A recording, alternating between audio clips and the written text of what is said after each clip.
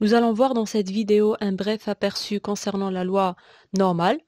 En théorie des probabilités, une loi de probabilité définit le comportement aléatoire d'un phénomène dépendant du hasard. Ce phénomène peut être discret ou bien continu. Il est discret si le nombre de résultats probables est fini et dénombrable, contrairement au cas continu où on a une infinité de résultats. La loi normale est donc une loi continue, c'est-à-dire qu'on a une infinité de résultats.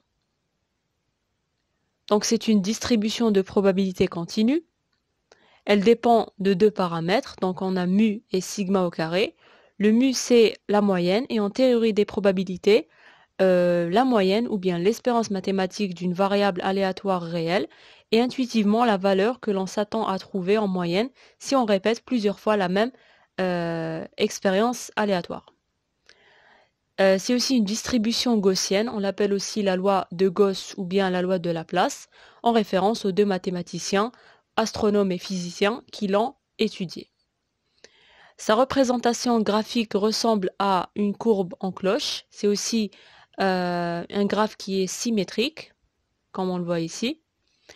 C'est une loi qui est utilisée pour modéliser des phénomènes naturels issus de plusieurs événements aléatoires. Elle décrit des phénomènes réels en relation avec les sciences, la physique, la sociologie, la médecine, l'agriculture, le business, etc. Et pour sa formule, nous avons f de x égale à 1 sur sigma fois racine de 2pi, le tout fois exponentielle moins 1 demi fois x moins mu sur sigma, le tout au carré. On voit bel et bien qu'elle dépend de mu et de sigma. Donc pour le pi, c'est 3,14, c'est une constante. Et pour le e, c'est aussi une constante, c'est le nombre de l'heure, donc qui est égal à peu près à 2,71. On passe maintenant aux caractéristiques de la loi normale. Donc toute loi, qu'elle soit continue ou bien discrète, possède plusieurs caractéristiques. Donc nous avons l'espérance mathématique, e de x. Pour la loi normale, elle peut avoir le symbole de petit m ou bien de mu. Et pour le calcul de l'espérance mathématique, pour n'importe quelle loi de probabilité continue, ça sera l'intégrale de x f de t dt.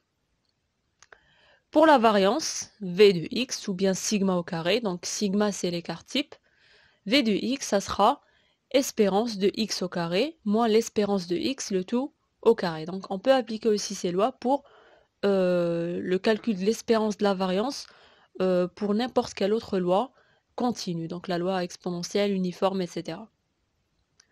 La fonction de densité, c'est le f de x, donc c'est ce qui est donné. Et donc c'est le tracé ici de la courbe de f de x. Pour la fonction de répartition, c'est l'intégrale de moins l'infini à x de f de t dt. Ici, on n'intègre pas par rapport à x, mais par rapport à t, sachant que x ici, c'est une constante. La fonction de répartition, ou bien, c'est, par exemple, dans le cas discret, c'est la somme des probabilités cumulées. Et dans le cas du continu, puisqu'on ne peut pas faire une somme, on ne peut pas sommer élément par élément au niveau d'un intervalle, on va calculer l'intégrale. Et graphiquement parlant, c'est l'aire sous la courbe de f de x, petit f de x. Grand f de x, donc c'est l'intégrale de f de x, donc 1 sur sigma fois 2pi, etc. Donc, on ne peut pas représenter grand f de x sous format d'une formule via laquelle on peut remplacer le x et trouver le f de x. Donc il n'y a pas une formule pour grand f de x. Pourquoi? Parce que petit f de x ne dépend pas de fonctions élémentaires. Et donc on ne peut pas avoir le résultat de l'intégrale de petit f de t. Et du moment qu'on ne peut pas avoir ce résultat-là, il y a un petit problème. Pourquoi? Parce que c'est grâce à la fonction de répartition qu'on peut faire les calculs qui sont en relation avec les probabilités. Donc, le calcul des probabilités, c'est tout simplement phi de x, ou bien grand f de x, c'est la même chose. Donc, f de x, c'est p de grand x inférieur ou égal à x. Et donc, graphiquement, c'est aussi l'aire sous la courbe. Si ici on a le x, donc ça sera l'aire sous cette courbe-là, jusqu'à x. Donc, toutes les valeurs inférieures à x. Si on veut aussi graphiquement, donc, l'intégrale de moins l'infini jusqu'à plus l'infini va nous donner un 1. Donc, on ne peut pas avoir une valeur plus de 1, ou bien inférieure à 0. Et c'est aussi ce qui existe en termes de probabilité. On ne peut pas avoir une probabilité qui dépasse le 1 ou bien qui est inférieure à 0. Cependant, on n'a pas cette formule de grand F de x, et donc, pour pouvoir calculer des valeurs de grand F de x, certaines valeurs de x, ou bien le calcul de probabilité aussi, on va faire appel à des tables. Ces tables-là sont utilisées au niveau de la loi normale centrée réduite, ou bien la loi standard. Donc c'est un cas particulier de la loi normale. Donc on remarque donc si x est une variable aléatoire qui suit une loi normale centrée réduite ou bien standard, on a une loi normale où la moyenne elle est égale à 0 et où l'écart type il est unitaire. Donc moyenne nulle, écart type unitaire, ça fait référence à une loi normale centrée réduite. Et donc c'est via cette loi qu'on va pouvoir calculer les P de x grâce bien sûr aux tables.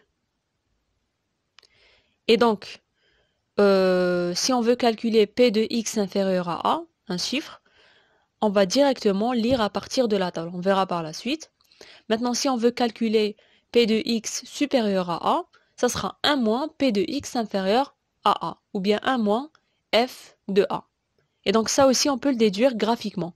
P de x supérieur à A, c'est ce qui est en blanc ici. Et par rapport à ce qui est en jaune ici, c'est 1 moins. Et donc la table va nous donner uniquement les P de x inférieur à A. Pour déduire P de x supérieur à A, il faudra faire un 1 moins P de x inférieur à A. P de x inférieur à moins A, supposons que le A il est ici, donc ça sera 1 moins P de x inférieur à A. P de x supérieur à moins A, ça sera 1 moins P de x inférieur à moins A, et P de x inférieur à moins A, c'est égal à 1 moins P de x inférieur à A. Donc le tout sera égal à 1 moins le tout 1 moins P de x inférieur à A, et ça va donner P de x inférieur à A, ou bien F de A tout simplement. Et on peut aussi faire la lecture de manière directe depuis la table. Pour un x compris entre A et B, la probabilité, ça sera F de B moins F de A. Si on veut par exemple calculer P de x inférieur à 1,24, sachant que notre variable aléatoire x suit une loi normale centrée réduite, donc l'idée c'est d'écrire 1,24 sous ce format-là. Donc le chiffre suivi du premier chiffre après la virgule plus le deuxième chiffre après la virgule. Donc 1,24 c'est égal à 1,2 plus 0,04. Et au niveau de la table, donc ici nous avons la table avec toutes les probabilités qui existent, donc les résultats des grands f de x, ou bien des p de x inférieurs à a. Et donc du moment que notre a il est égal à 1,2, 24, pardon, donc la probabilité ça sera l'intersection de la ligne 1,2 avec la colonne 0,04. Donc au niveau des lignes, nous avons le chiffre avec le premier chiffre après la virgule. Au niveau des colonnes, nous avons les deuxièmes chiffres après la virgule. Et donc ça va nous donner 0,8925. Voilà. P de x inférieur à 1,24, c'est égal à 0,8925, d'après cette table-là. Bien sûr, pour x qui suit une loi normale, centrée, réduite. Maintenant, si on a une loi normale générale, donc si par exemple y est une variable aléatoire qui suit une loi normale générale avec une moyenne mu et un écart type sigma, il faut la ramener vers une loi centrée réduite pour pouvoir lire à partir de la table qu'on a énoncée avant. Pourquoi? Parce que si on commence à créer des tables pour toutes les lois normales qui existent, on ne pourra pas, parce qu'il existe une infinité de lois normales, pour des mu différents, pour des sigmas différents. On a dit que ce sont des réels, et donc on ne peut pas s'amuser à créer des tables pour chaque loi normale. On crée une table pour la loi normale centrée réduite ou bien standard. Et si on a une loi normale générale où il faut faire des calculs avec un mu différent de 1 et un mu différent de 0 et un sigma différent de 1, on ramène notre variable aléatoire à une variable aléatoire x qui suit une loi normale centrée réduite via ce calcul. Donc y moins m, la moyenne, sur sigma. Et le résultat qu'on obtient, ce sera une valeur pour une variable qui suit une loi normale centrée réduite. Et donc on pourra faire les calculs à partir de la table pour n'importe quelle loi normale générale. Nous avons ici un exercice donc, où on nous demande d'étudier les propriétés de la variable aléatoire x de la loi normale centrée réduite, donc de moyenne 0 et de variance 1, donc sigma écart type au carré égale à 1. Et à partir de la table, on nous demande de calculer p de x compris entre moins 2 et 2, p de x supérieur à moins 2, p de x inférieur à moins 2, p de x inférieur à 2 et p de x supérieur à 2. On a ici la table qu'on va exploiter. Donc notre x, il suit une loi normale centrée réduite, donc pas l'appel de faire une transformation. Donc on va directement faire la lecture à partir de la table. Donc on a des calculs par rapport aux 2, donc 2 et moins 2, etc. Donc le moins, on l'a pas. Donc il faudra faire les petites transformations, ce qu'on a vu avant. Et donc 2, c'est 2,0 plus 0,00. Donc ça sera l'intersection de la ligne 2,0 avec la colonne 0,00. Voici la probabilité qu'on obtient, donc 0,9772. On nous demande de calculer P de x compris entre moins 2 et 2. P de x compris entre moins 2 et 2, ça sera P de x inférieur à 2 moins P de x inférieur à moins 2. Donc on a dit que c'était f de b moins f de a, si x il est compris entre a et b. Donc P de x inférieur à 2, c'est une lecture directe de la table. Pour P de x inférieur à moins 2, c'est 1 moins P de x inférieur à 2. Et si on remplace, donc on aura 2 fois P de x inférieur à 2 moins 1. Donc 2 fois f de 2 moins 1, donc 2 fois 0,9772 moins 1, ça va nous donner 0,9544 ou bien 95,44%. Donc on a pu calculer un P de x compris entre moins 2 et 2, ou bien on a pu calculer aussi l'aire sous la courbe de f de x avec un intervalle compris entre moins 2 et 2. On nous demande maintenant de calculer P de x supérieur à moins 2. Donc la table nous fournit uniquement les résultats P de x inférieur à 2. Donc il faut transformer P de x supérieur à moins 2 à un P de x inférieur à 2. Donc P de x supérieur à moins 2, c'est 1 moins P de x inférieur à moins 2, parce qu'elle est symétrique. Et P de x inférieur à moins 2, c'est 1 moins P de x inférieur à 2. Si on remplace, on aura 1 moins P de x inférieur à 2, ça va nous donner P de x inférieur à 2, et ça va nous donner f de 2, ou bien une lecture directe depuis la table. Donc 0,9772 ou bien 97,72%. Donc l'intersection entre 2,0 et 0,00. On nous demande maintenant de calculer P de x inférieur à moins 2. Donc il faut transformer P de x inférieur à moins 2 en un P de x inférieur à 2.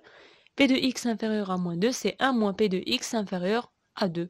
Donc c'est 1 moins f de 2, c'est 1 moins 0,9772 qui est égal à 0,0228 ou bien 2,28%.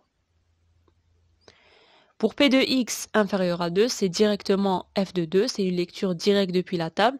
Donc c'est 0,9772, c'est égal à 97,72%.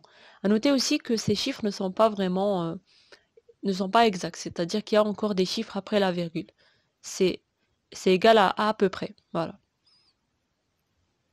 Pour P de x supérieur à 2, ça sera 1 moins P de x inférieur à 2, donc 1 moins f de 2, 1 moins 0,9772, qui est égal à 0,0228 ou bien 2,28%. Maintenant, si on a un exercice où on a une loi normale générale, donc on a x qui est une variable aléatoire qui suit une loi normale générale, donc de moyenne 5 et de variance 9, donc sigma au carré égale à 9. Donc pour cette variable aléatoire, on nous demande de calculer les probabilités suivantes. Donc P de x supérieur à 2, P de x inférieur à 8 et P de x compris entre moins 1 et 11. Donc là, on ne peut pas exploiter directement la table concernant la loi normale centrée réduite parce qu'on a un m qui est différent de 1 et une variance qui est différente, un m qui est différent de 0, pardon, et une variance qui est différente de 1. Donc il faut ramener notre variable, notre x à une variable qui obéit à une loi normale centrée réduite. On a ici la table pour la loi normale centrée réduite. On a notre variable aléatoire, par exemple z, qui suit une loi normale générale. On nous demande de calculer p de x supérieur à 2. On va transformer notre... Donc en haut c'est x, c'est pas z. Donc z sera égal à x moins mu sur sigma. Donc 2 moins 5 sur 3, ça va nous donner moins 1. Le 1 maintenant, c'est 1,0 plus 0,00. Donc c'est l'intersection de la ligne 1,0 et la colonne 0,00. Donc on a ici la probabilité, on va l'utiliser après. Donc P de x supérieur à 2, c'est égal à P de z supérieur à moins 1.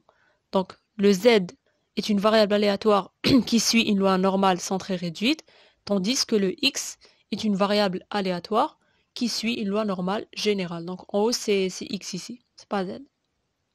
Et donc, P de z supérieur à moins 1, c'est 1 moins P de z inférieur à moins 1.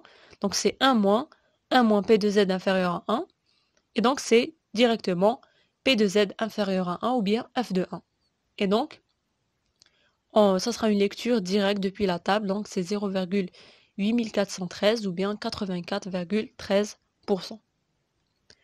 Pour la deuxième maintenant, donc on a x inférieur à 8. On va calculer le z.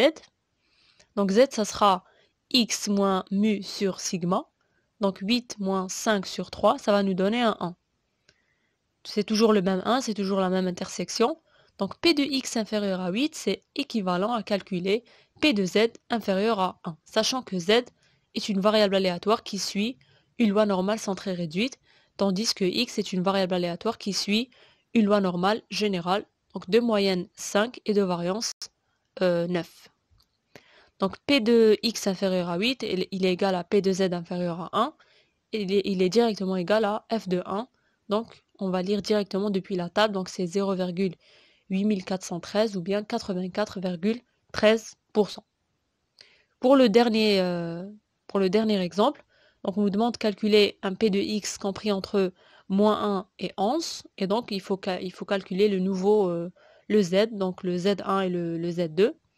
Donc z1, ça sera moins 1 moins 5 sur 3, donc moins 2, et z2, ça sera 11 moins 5 sur 3, ça va nous donner 2. Donc P2, on va calculer le 2 d'abord. Donc 2, c'est 2,0 plus 0,00. Donc l'intersection de la ligne 2,0 et de la colonne 0,00 qui va nous donner 0,9772. Donc c'est ce qu'on avait fait au niveau de l'exercice précédent. On avait fait le calcul de ce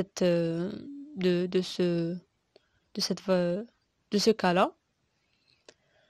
Et donc P de x compris entre moins 1 et 11, c'est égal à un P de z compris entre moins 2 et 2. Donc z est une variable aléatoire qui suit une loi normale centrée réduite, tandis que x est une variable aléatoire qui suit une loi normale générale de moyenne 5 et de variance 9. Et là, donc faire le calcul pour x, c'est la même chose que faire le calcul pour z. Donc on peut utiliser la table de la loi normale centrée réduite. Donc ça sera P de z inférieur à 2 moins P de z inférieur à moins 2. Donc P de z, c'est lecture directe depuis la table. P de z inférieur à moins 2, c'est 1 moins P de z inférieur à 2. Donc si on remplace, on va avoir 2 fois P de z inférieur à 2 moins 1. Ça va nous donner 2 fois f de 2 moins 1. Donc 2 fois 0,9772 moins 1, ça va nous donner 0,9544 ou bien 95,44%. Et donc, on a pu, à travers cette vidéo, comprendre de manière très très général ce concept de loi normale. Dire aussi que c'est une loi qui est très utilisée pour modéliser des phénomènes naturels. Donc c'est une loi qu'on retrouve beaucoup, qu'on croise beaucoup, surtout dans les domaines des sciences, de la physique, de l'astronomie, de la sociologie aussi.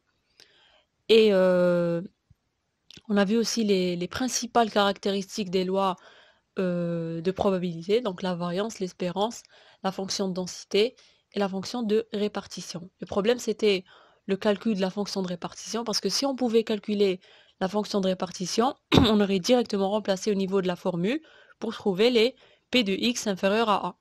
Le problème, c'est qu'on n'arrivait pas à trouver ce grand f de x, parce que petit f de x ne dépend pas de fonctions élémentaires, et donc il était impossible de calculer l'intégrale. Et donc, on a fait appel à des tables qui sont générées par des logiciels informatiques. Et donc, ça sera via ces tables qu'on va extraire les différentes probabilités. Ce qui nous intéresse dans ce cas de figure, c'est le calcul de probabilité justement. Et donc, c'est à travers les tables qu'on peut le faire. Pour les tables, on ne peut pas créer une infinité de tables parce qu'il y a une infinité de lois normales qui dépendent de plusieurs moyennes, de plusieurs variances, etc. Et donc, on a créé la table pour la loi normale centrée réduite, qui est un cas particulier de la loi normale. Et donc, on peut faire le calcul pour cette loi normale centrée réduite. Et si on a une loi normale générale, il faut juste ramener la loi générale vers une loi centrée réduite et faire les calculs donc via l'intersection de la ligne et de la colonne, sachant que la ligne représente le chiffre avec le premier chiffre après la virgule, tandis que la colonne représente le deuxième chiffre après la virgule.